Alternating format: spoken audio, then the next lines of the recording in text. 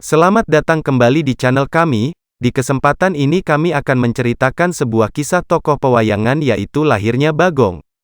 Resi Manumanasa adalah nama seorang tokoh pewayangan yang dikenal sebagai leluhur para Pandawa. Tokoh ini tidak terdapat dalam naskah Mahabharata karena merupakan asli ciptaan pujangga Jawa. Ia dianggap sebagai pendiri pertapaan Sapta Arga yang di kemudian hari diwarisi oleh keturunannya yang bernama Resi Wiyasa. Asal-usul Manumanasa adalah putra Prabu Parikenan Raja Kerajaan Gilingwesi dan Dewi Brahmaneki Putri Kerajaan Wirata. Ia memiliki seorang kakak perempuan bernama Kaniraras, dan dua orang adik laki-laki bernama Manonbawa dan Paridharma.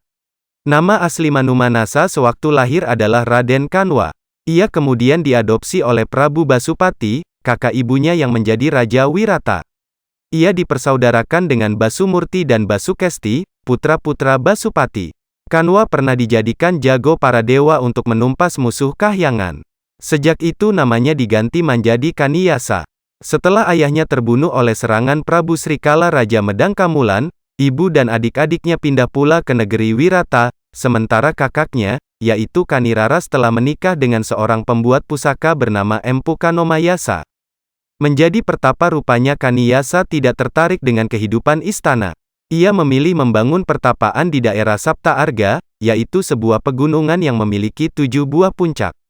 Di sana ia menjadi pertapa bernama Manumanasa. Pada suatu hari Manumanasa bertemu seseorang bertubuh bulat bernama Janggan Smarasanta yang sedang dikejar-kejar oleh 2 ekor harimau betina, berwarna merah dan putih. Manumansa kemudian memanah kedua binatang tersebut sehingga musnah dan berubah wujud menjadi 2 orang bidadari. Keduanya mengaku sebagai putri Batara Hira, masing-masing bernama Kanistri dan Kaniraras. Mereka berterima kasih telah dibebaskan dari kutukan. Keduanya pun siap melayani keperluan Manumanasa. Manumanasa mengambil Kaniraras sebagai istri.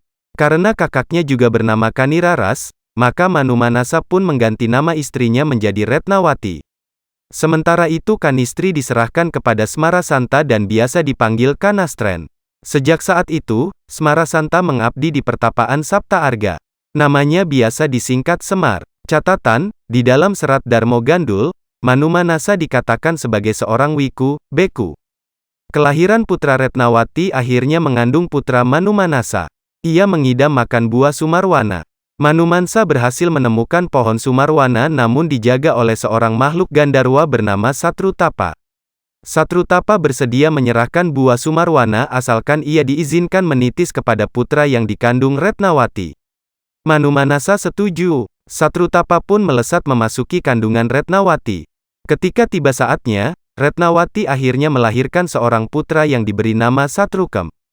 Beberapa tahun kemudian ia melahirkan lagi seorang putra bernama Sriati, dan disusul dengan kelahiran Manumadewa. Satrukem kelak menjadi resi mewarisi pertapaan ayahnya, sedangkan Sriati menjadi raja dan mendirikan kerajaan Mandaraka. Keluarga dan musuh sebagaimana disebutkan di atas, Resi Manumanasa menikah dengan Batari Kaniraras, yang namanya diganti menjadi Retnawati. Dari perkawinan itu lahir 3 orang putra bernama Satrukem, Sriati, dan Manumadewa. Manumanasa memiliki kakak ipar sekaligus pembantunya, bernama Semar. Ia juga memiliki cantrik atau murid berwujud kera putih bernama Supalawa.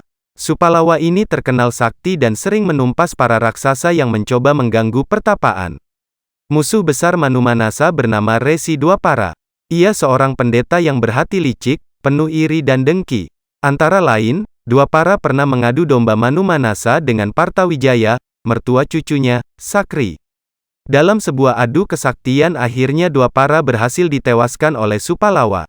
Akhir hayat, Manumanasa merupakan seorang resi suci yang berhasil mencapai moksa. Ia sempat terlebih dahulu mewariskan pertapaan Sapta Arga kepada Satrukem, putra sulungnya. Ketika Manumanasa hendak naik ke kahyangan, ia dihalangi Semar yang mengaku kesepian jika berpisah dengannya. Padahal saat itu Semar sudah didampingi 2 orang anak angkat bernama Gareng dan Petruk. Manumanasa pun menjawab bahwa Semar tidak akan kesepian karena bayangannya akan selalu menyertainya. Seketika itu pula bayangan Semar tercipta menjadi seorang laki-laki bertubuh bulat yang mirip dengannya.